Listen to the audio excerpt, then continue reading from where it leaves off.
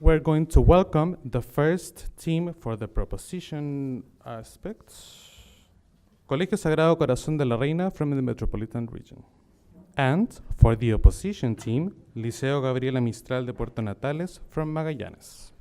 This time, we would like to present our reasons to support the position that the right to privacy should supersede the right to information. Our team is composed by 5 members: Micaela Labarca, Paula Obregón, Constanza Castro, me, Lucas Mondaca, and our leader, Miss Inga Leon. We will consider that the security of a person, institution, entity, or ideology is also an important point to keep in mind in this presentation. According to Cambridge Dictionary, we will understand by security the protection of a person, building, organization, or country against threats such as crime or attacks by foreign countries, which the keywords are protection of a person. The proposition team said that the right to privacy is above the right to information, and even more. The first opposite speaker wanted to demonstrate that both rights are irreconcilable. We absolutely disagree with this. First of all, I would like to clarify what we understand by right to information and right to privacy. The first one, provide any person the access to information, and the second one, control the access to it. We describe right to information and right to privacy as two sides of the same coin, mainly acting as complementary rights that protect themselves and promote government accountability. We realize that many countries are increasingly adopting this type of legislation. To date, more than 50 countries have adopted both rights, such as United States, Canada, South Africa, Chile, among others.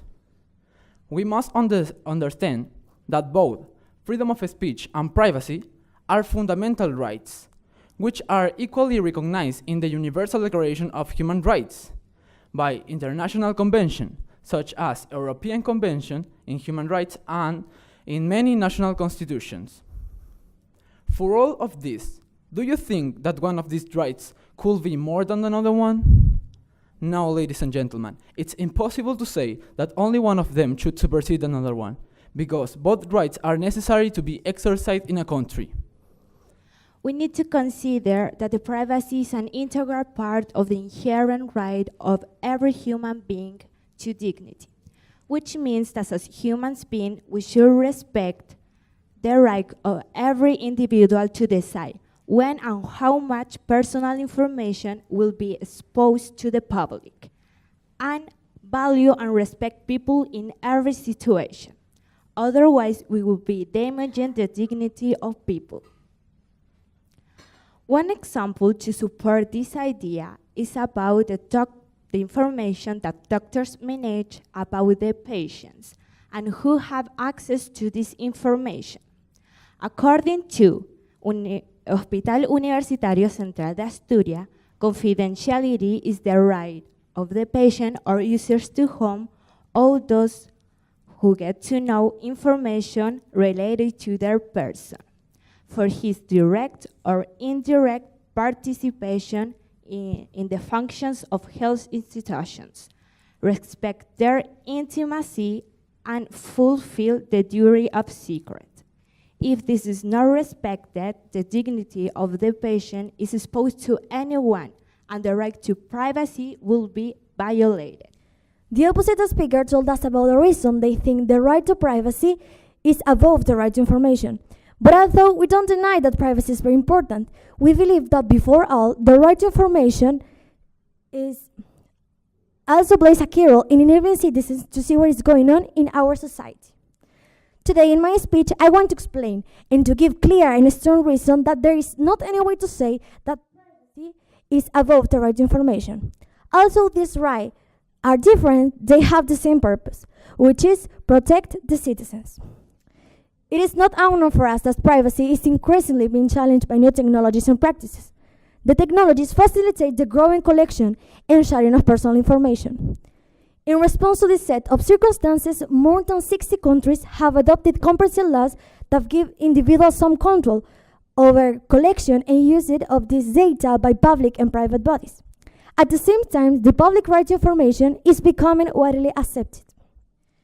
To conclude, I can say that as equal human rights, neither privacy nor access take precedence over the other. For all of this, we think that both rights must be considered in an equal and balanced manner. Members of the jury, proposition team, ladies and gentlemen, I have wanted to demonstrate in this short time how important both of these rights are. We have to convince you that the right to privacy should not supersede the right to information. Thank you very much. Now, you say something about protect the system, but you only talk about particular cases. I mean, when famous people is just a region of all of the privacy. Then you talk about freedom of expression, and okay, it's accepted, but when the freedom of this person doesn't exceed the freedom of the other person and their privacy.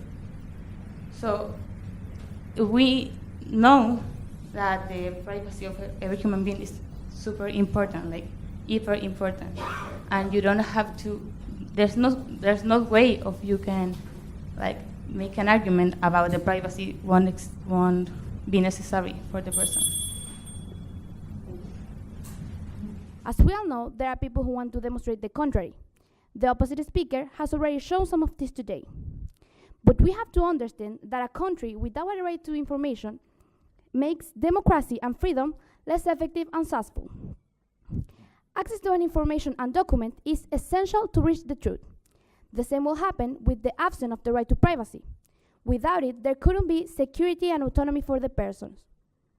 I would like to start my argument by highlighting the Universal Declaration of Human Rights and asking you to take into account the 12th article, which puts privacy at the center of it all, and states that no one shall be subjected of arbitrary difference with his family, privacy, home, or correspondence, nor to attack upon his honor and reputation.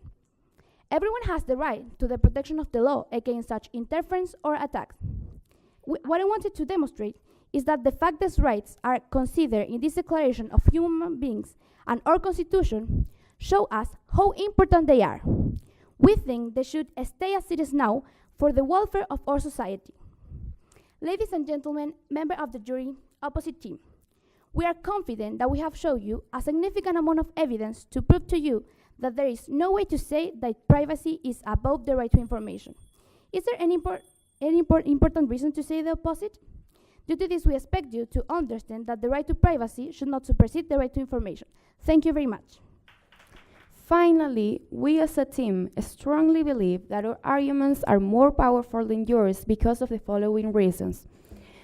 First, we looked for a lot of information to support our position, and we think we kept the best arguments to support it with interesting examples. Second, at the beginning of this round, my classmate Lucas defined and described keywords to understand our arguments. Third, our two arguments were based not only on national and international information, they were also based on academic dictionaries, which help us to have a better view of our position. And the last one is that you have to remember that your first arguments were based on only a certain amount of people, like the famous ones. And Paula said in the counter-argument that the freedom of expression shouldn't interfere in the privacy and freedom of any human being. Thank you, everyone.